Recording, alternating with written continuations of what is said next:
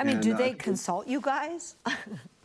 did they consult us? No. Okay. I mean, I would think that you're kind of stakeholders. They should at least maybe it would be nice if the public health officer spoke to a couple of the leading, providers of the service to say, does this work for you guys? What's your proposal? How are you going to meet my requirements? That kind of thing, Yeah, there now are salon guidelines for the state that are on the internet I saw that them, yeah. we have been reviewing and are going to Okay, cool. do everything to comply with those. I'm told I have to talk to you when we go on air because we're getting close. So I'll talk to you then. No problem. Thank you. Okay, sounds great. Thank you. Thank you. All right. All right, lines are closed. Thank you.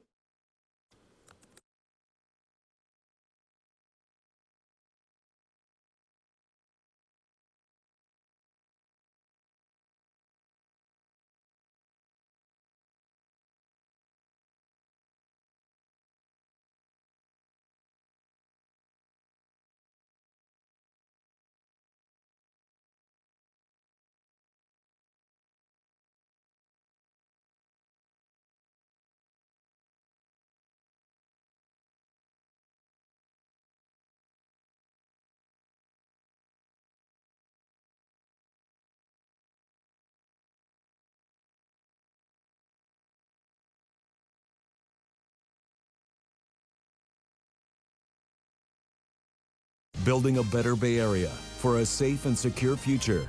This is ABC7 News.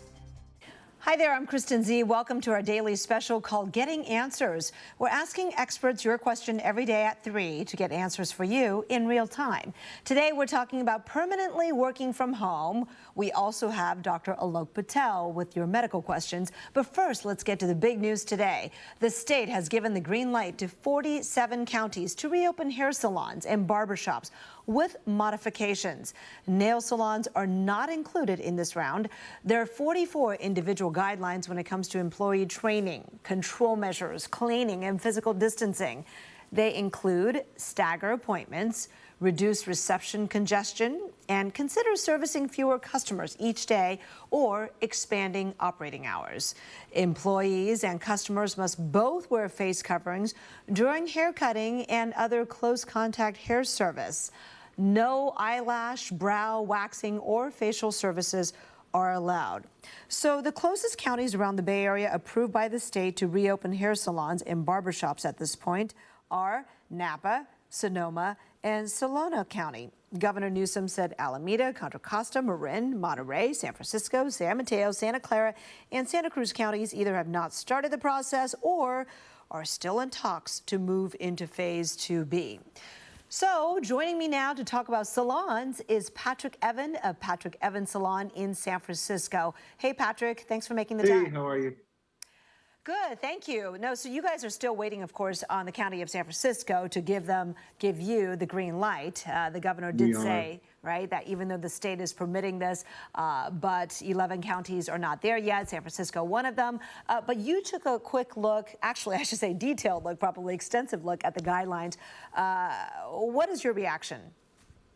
I think the guidelines are reasonable, and I think that they're there to put, people's safety first. And I think that they will be, although it's going to be a big adjustment to, comply with some of the different things like social distancing and staggering appointments. That's going to be a pretty big change for us. Mm-hmm. I think that it's manageable and doable. Okay, can you talk about the ones that you looked at and you instantly thought, whoa, that's not doable. We can't do that one. I don't think there's anything that we can't do. I definitely think that, we will be able to comply with everything. I think that, because we run a pretty busy salon, it's going to be an interesting thing as far as the waiting for appointments. Doing that outside is going to be probably the protocol that we're going to have to adhere to. We plan on managing traffic flow through the salon, by monitoring the front door so that when we let people in, we're only having one person at a time using the elevator. And then we're going to change the exit from the salon to go down the back stairs unless somebody needs to use the elevator to make it so that we can social distance in the tighter corridors. So I think that's probably like our biggest challenge is trying to manage that flow and have a reasonable way for clients to wait for appointments. Mm-hmm. What about any infrastructure changes, things that you've actually need to construct or build to make social distancing a little easier or ensure that there's some barrier between people, things like that, or removing chairs? For sure. Removing chairs, we have 5.5 feet between each station. We're just a little shy between each station. So what we've decided to do is use every other station. So that's going to give us 11 feet between each station. So that's going to create quite a bit of space between clients and stylists.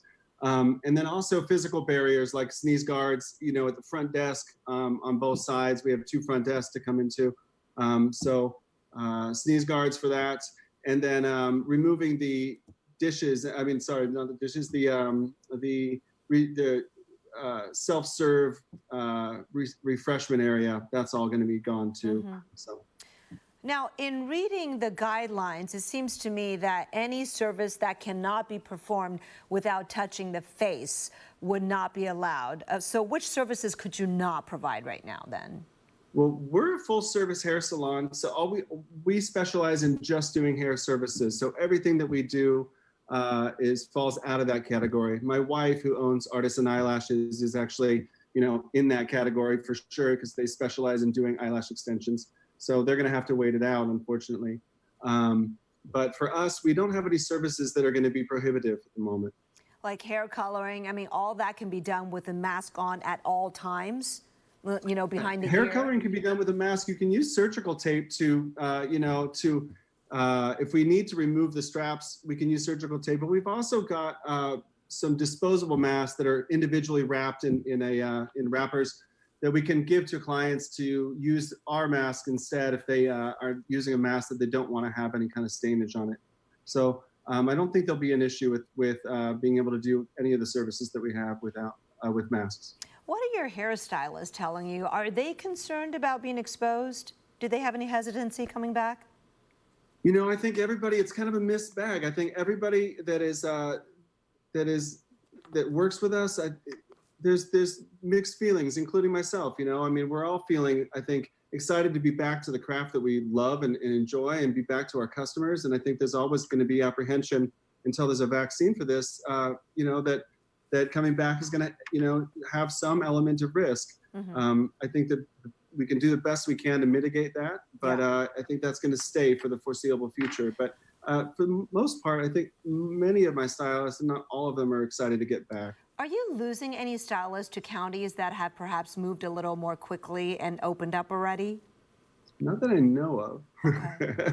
I don't think so, no. All right. We've also had colleagues who have seen some salons that have, paper taped over their windows.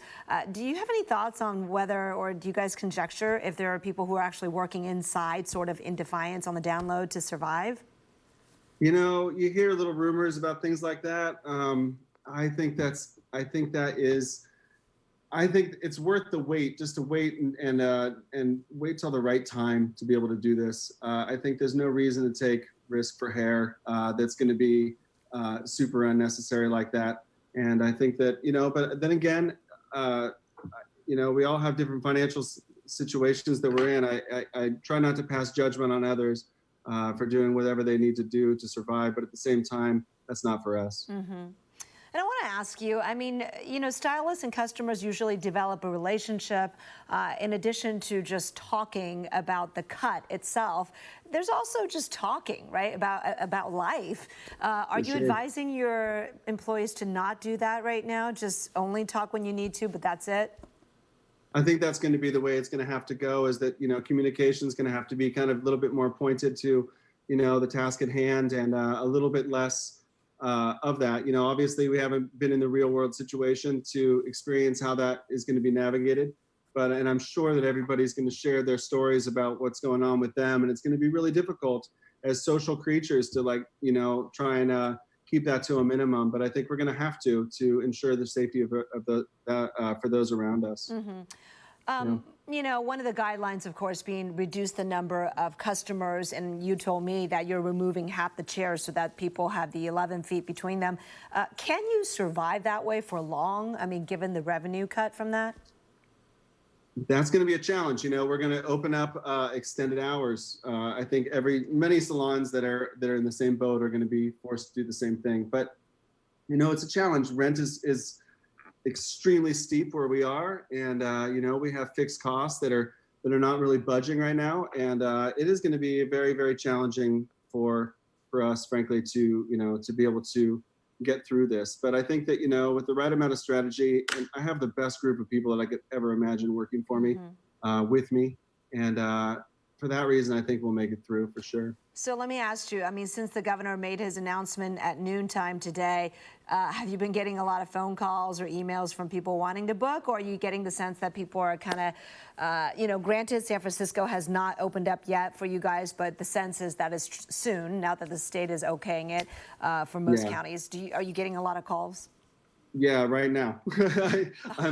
Yeah, right now. You know, we're getting texts and then emails and then phone calls and then sometimes follow-up tests with, oh, I didn't realize you guys are still going to be closed, or I have to respond to them and be like, yeah, it's not us right now, you know, pretty soon. But a lot of people are very anxious to get their hair done again, I'm sure. Right. But you're taking appointments, right? You just don't know if it's going to be able to happen yet, but people can get on your books. You know, we're not taking appointments yet. We are taking requests, you know, to be in line, but we're not actually structuring any appointments yet because we book so you know, full for the most part that it's going to be very, very difficult to move those clients back a week or two and be able to not displace other clients. And so we're waiting until we have the green light to be able to know exactly what that looks like, to be able to accommodate for staff. And the other thing that we don't know for sure is, you know, if there's going to be capacity constraints in San Francisco. There are not mentions of that in the California rules, but there could be capacity constraints in the city of San Francisco. And if that's the case, we also need to be, you know, aware of that so that we don't, you know, overpromise and not, and you know, not that in a is situation true. we can't San fulfill Francisco errs on the side of caution. So Patrick, Evan, thank you so much for spending the time with us. Thank you for having me. Keep us posted. Appreciate it. Problem. We're going to take a short break on the air now. When we come back, lots of new medical developments with COVID. Does heat kill the virus? Does mouthwash? We'll talk to Dr. Alok Patel when we come right back. But if you go over to our live stream platforms, we'll continue the conversation. We're in the commercial break. All right, folks, here's your chance on Facebook to post your questions. Thank you, Patrick. Appreciate your time. We do have to let Patrick go, right, or not? Okay, bye.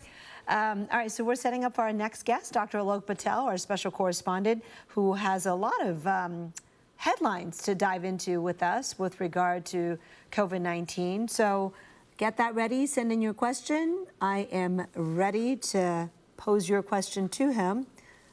I know, Robert, you sent in a question already, so I'm going to pull that up right now.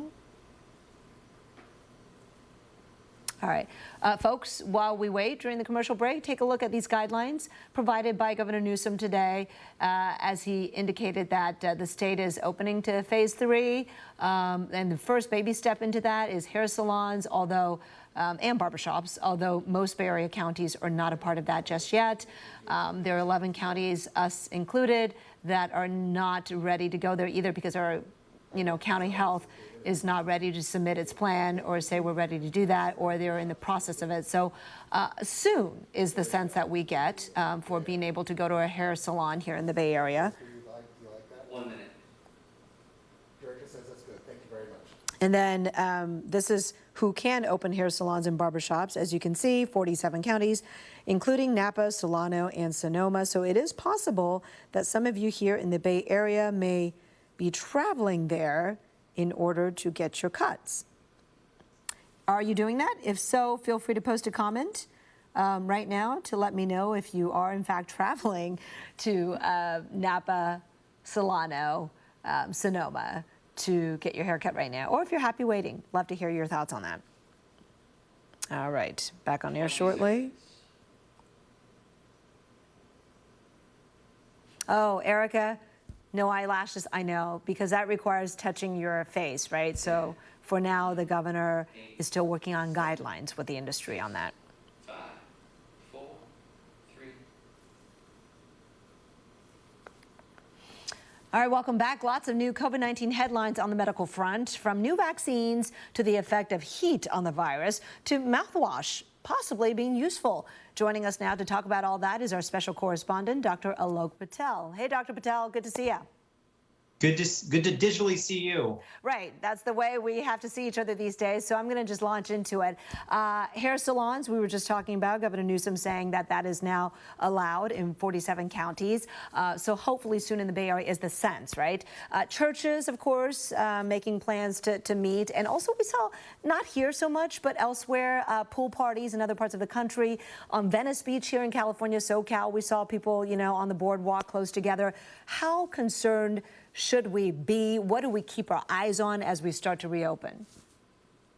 So, Kristen, two things to kind of look at here, and you alluded to it. So when we look at the businesses, the salons, the churches, I actually respect the fact that there is an outline for what these businesses need to do to safely reopen. First thing, they're checking in with their counties, and they're making sure that they are allowed to reopen based on the availability of testing, contact tracing, and cases. Also, these businesses are going to follow social distancing measures, however it may be, and hopefully be encouraging everybody to wear masks. Now, you alluded to people outside. We see pictures of pool parties, people at the beaches, that famous video now of the Lake of Ozarks. And everyone needs to remember that we're still in the first wave of this pandemic. Even if cases are slowing, they're not gone. And so if we get more and more outbreaks, while we're going down in this wave, we could see another peak. And that's exactly what the World Health Organization is warning everybody about. Okay. So even though things are looking a little bit better, people still need to stay vigilant. Okay. Well, let's talk about the heat, all right? This weekend, really hot, drove a lot of people to the beaches. But the other headline I'm starting to see is, will heat kill the virus? So what about it heading into the summer? It is hot. The reason I'm wearing an ice cream lapel pin is to kind of celebrate this new heat wave. Now, the short answer is we don't really know yet. Now, we do know that direct heat can actually slow the reproduction for a lot of different viruses. This has been a theory thrown out for this particular coronavirus. But the important thing is that we have to wait and see what happens. But also, this virus is endemic to our communities, meaning it's already here. So even if cases slow down throughout the summer, that doesn't mean that it can't pick right back up. For example, if we find out in a couple months that heat really does slow down the spread of coronavirus, but everybody is on the beach crowded together and acting like it's gone, that's going to negate any effects. So we're going to see cases spread all over again. All right, we'll get to our viewer questions in just a moment, but I got to ask you about this one. It caught my eye. A new study about mouthwash possibly killing COVID-19 or slowing the spread. What do you know about that one? Well, it wasn't really a study per se. It was more kind of a review article looking at what they had seen in the past about mouthwashes and different chemicals in mouthwash that can kill the virus. Now, the reason why it's a stretch is when we talk about disinfectants, household things you can use to kill this coronavirus, you're talking about 60% or more alcohol. That is not how much alcohol is going to be in your mouthwash, first of all. That's 17 to 20%. And on top of that, the virus itself isn't only living in the mouth where you swish around with mouthwash. It's actually living in your respiratory system, in your nose, in your throat.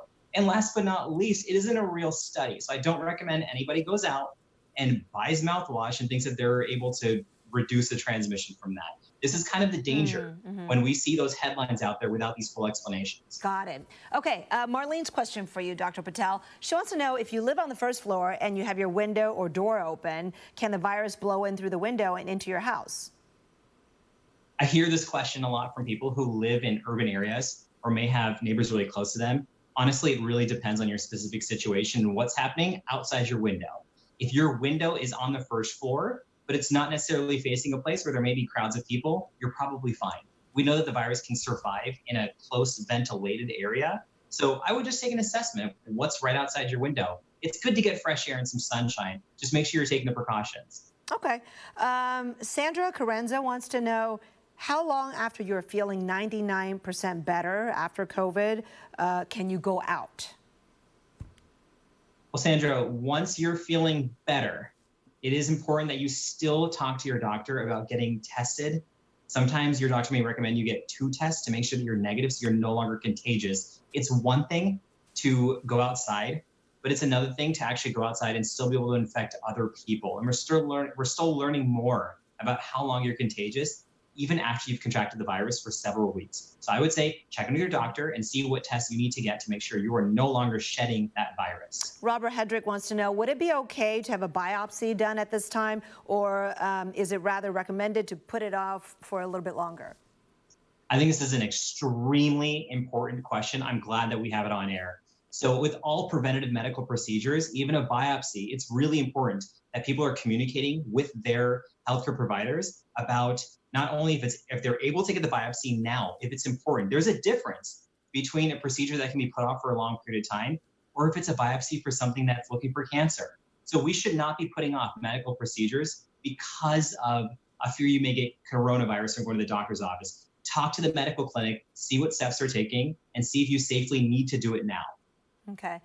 Rose Tran has a good question. We were just talking about hair salons, so I want to go back to that. She asks why hair salon can open but not nail salons. She feels like they are pretty similar. But from a transmission standpoint and the danger standpoint, can you explain why they're a little different? You know, if I had to make an educated guess, it would have to do with the type of interaction you're having.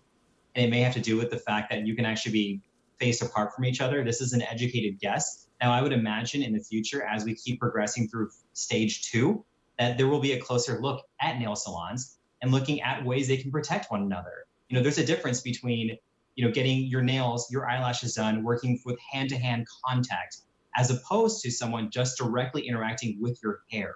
You know, there's different ways, if you look at those guidelines, that they can protect people getting their hair cut versus being able to protect somebody else when you might be touching their bare hands, touching surfaces, sharing nail polishes, etc. Okay. Lastly, I want to ask you this, because over Memorial Day weekend, you saw Joe Biden at events and you saw President Trump at events, and it was a very different look. Biden wore a mask and Trump did not. Is there any evidence of any impact by the actions of these leaders? I think the evidence comes down into what we see people doing and saying. When President Trump said hydroxychloroquine was a game changer, we saw that changing the public's attitude. We saw this past weekend on interviews, people saying, you know what, if the president doesn't wear a mask, I feel comfortable not wearing a mask if I'm going to socially distant. You know, in pandemics and times of crisis, very clear, consistent national messaging is what people need to know. Not everybody's going to sit down and wade through the political news and the studies. People need to know that all leaders are following the same thing. So if people at the top in our country are not wearing masks, are downplaying the virus, are not talking about consistent testing, it sends mixed messaging. That could be problematic. All right. Dr. Alok Patel, always good to catch up with you. New information on COVID. Appreciate your time. Thanks so much. Thank you. All right, folks, we're going to take a quick break on air, but the show never stops on our live streams. When we come back, we're going to dig into the work from home world, because that could be permanent for a lot of people, and how to be successful in this new environment. Take a short break. All right. Do we have to let Alok go? We do. Okay. Thank you so much. We got to get ready for our next guest. Good to see you. Namaste. Thank you. And your hair looks great. Oh, thank you. I know who needs a hairdresser, right? Take care. I cut my own hair, let's be real. Thank you. All right, so we are getting ready for our next guest, Teddy Liao. He actually knows all about work from home because his whole business model is based on it. So he's gotten some really interesting insights into how you can be successful in that kind of work environment, if that's what you're going to be facing from now on, or if you are an employer, how you could get the most out of your employees, work from home as well. So that should be interesting. Looking forward to that coming up. Okay. Hi, Teddy. Hi, Kristen. How are you? Good, good. Welcome to ABC7. You're already on Facebook, by the way. Great. Fantastic. Yeah. By the way, for our Facebook viewers, are you hiring right now? We are. We're looking to add another 1,500 people in the next few weeks, so absolutely. Okay. So if people are interested in a job from you, where should they go? What website? They should go to nextrep.com. So that's nexrep.com. Look for the agent button, and there you can find a very easy way to apply. Got it. Okay, sounds good. Eric, you said we have 4 minutes with Teddy? Okay, sounds good. 4 minutes. 30 seconds out. 30 seconds out. Okay. Hey, Facebook fans. Thanks for your great questions. And special thanks to Labhand Borzania, who says, I love your hair. I appreciate it. 15. Or maybe you meant Dr. Alok Patel, not me. But either way, he appreciates too, I'm sure. 9, 8, All right, coming back on 7, air. 6, 5, 4, 3. Well, Welcome back, folks. You've heard that many Bay Area tech giants are considering making work from home a permanent situation. Square and Twitter have gone all in. Facebook, Microsoft, and Google are all moving in that direction. Perhaps not with everybody, but with as many people as possible for as long as possible. So what does that mean for managers and for employees? How can you be successful without face-to-face contact? Our next guest is here to help us with that. San Francisco entrepreneur and expert in creating successful virtual workplaces, Teddy Liao. Hey, Teddy. Hi, Kristen. Good to see you. Good to see you. I should also add you're the CEO of NextRep. So you train call center operators for big companies. So your whole workforce is work from home, right? Always has been. So what do you lose when, you have the downside of having a workforce that's trained remotely and always works remotely? Well, we've always been at home, so we don't feel like we've lost anything, and we've been doing this for well over a decade. But surely, by moving people at home, you lose things like being able to run into people on the way to the bathroom, being able to schedule a walk to Starbucks and grab a coffee and come back. So surely there's things that you lose, but I think we're learning now with stats and figures that we actually gain a lot more. Productivity is increasing. People don't have to commute. The carbon footprint that we're leaving is obviously improving. And in a lot of ways, people enjoy the flexibility. They enjoy being home, and they enjoy some other things if it is done right. I have to say, as a mom, I do work in the office, but I got to think there are a lot of parents who would like that situation where they don't have to go spend money to put them in childcare or hire a babysitter. Absolutely. 85% of our workforce, and we've got 5,000 folks on our platform, 85% of those people are actually women, and a lot of them are stay-at-home moms. Okay, but I got to ask you, though, how do you create the culture of a team, right, when they don't get together for ping pong at recess or, happy hour after work? Yeah, I'd say there's three things. The first thing is you've got to do video where appropriate as much as possible, number one. Number two, you've got to unleash technology where and when, and I'll explain what that means. And number three, you've got to make sure that you actually have scheduled interactions with people. So video, everybody's using Zoom, WebEx, people using GoToMeeting. There's a lot of opportunities to use free services as well for folks, including Skype, as well as Google Hangouts. You can even do 30 plus people on FaceTime, which a lot of people don't know about. So use video where and when possible. So it's not necessarily in person, but it sure is face-to-face. The second thing is there's a lot of collaboration tools out there, whether people use Microsoft Teams or Slack. And this is super important. I mean, our entire company and organization is constantly in these collaboration tools, pinging updates, giving statuses, and making sure that we give each other virtual high fives and shout outs. And then definitely scheduling a lot of scheduled interactions. So for example, one of the things that we love to do is randomly, we will send food to teams all at once. So it doesn't matter if you're 5 feet away, 5 miles away, or 5 states away. You get lunch at the same time. Everybody pops themselves on video. They eat together. And it's not exactly the same, but then afterwards we do a round of categories or we do other games. So there's a lot of ways to still foster teams. Look, we only have about 40 seconds, but I really want to hear, how do you make an impression on your bosses and coworkers when it's all virtual all the time? I would over communicate. So I would go all over Slack and Teams at the start of the day, throughout the day, as you're doing things, make sure that you over communicate. Number two, I would make sure that you're somebody who proactively organizes these Zoom or these video-based interactions. So the more that you're adding to the culture and not just an individual contributor worker, will absolutely make sure that you have visibility and you're doing your job as a worker. All right, Teddy Liao, who is the CEO of NextRep, thank you so much for the great advice. Appreciate that. Thanks, Kristen, for having me. All right, take care. And folks, we'll be right back. Any commercial break? All right, Teddy, actually, I think we have one more minute during commercial break to talk on Facebook if you have time. You good? Sure. Yeah. Okay, fabulous. Okay, so I'd like to hear what folks can do right now if they're open to work from home type jobs that are flexible. NextRep is one option. What are some other good places to look? What are your favorites? Yeah, so for me, I mean, we're looking for 1,500 people, like I said, in the next couple of weeks. So we're a great place. There's a lot of other places out there, but I think Indeed is doing a great job. If you go to ZipRecruiter, these are all places that show a lot of things.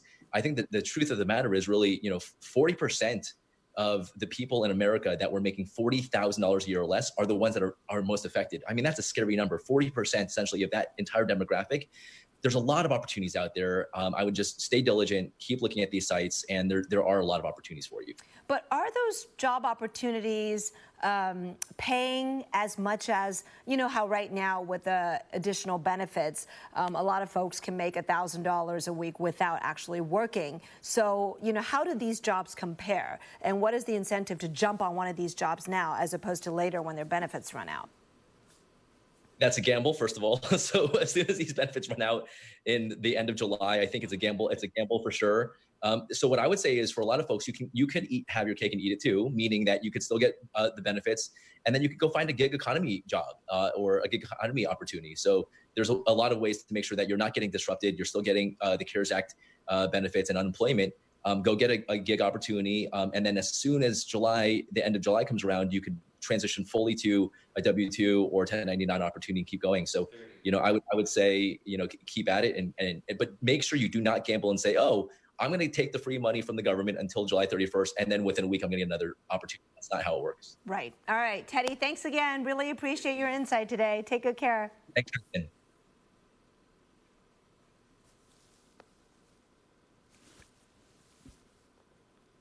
In 5-0? 5-0, okay. 3, Okay.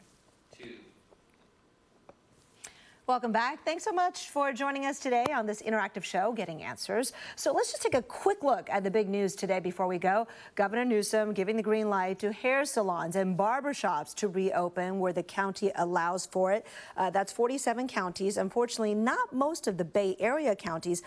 For those of you who are eager to get your hair cut, I should also mention no touching faces. So right now, no eyelash, brow waxing, that kind of thing, and no nail salons. That is to come later.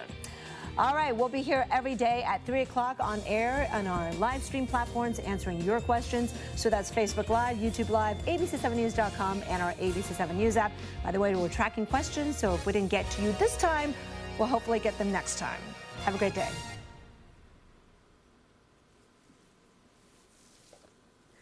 All right, Facebook friends, thank you so much. Great engagement today, great questions. Hope you enjoy meeting 3 experts today instead of just 1, and that you had a great takeaway that could help you in your life. I'll see you tomorrow.